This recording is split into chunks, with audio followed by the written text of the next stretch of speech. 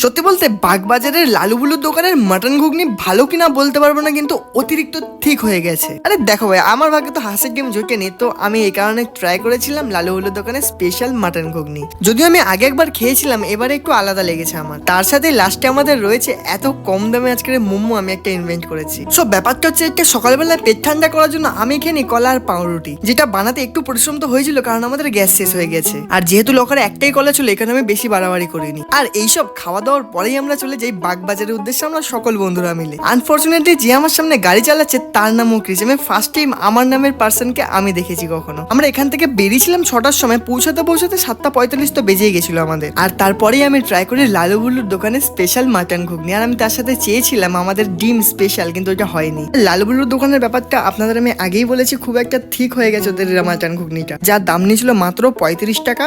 35 টাকা অনুযায়ী কোয়ান্টিটিটা অনেকটাই ভালো ছিল।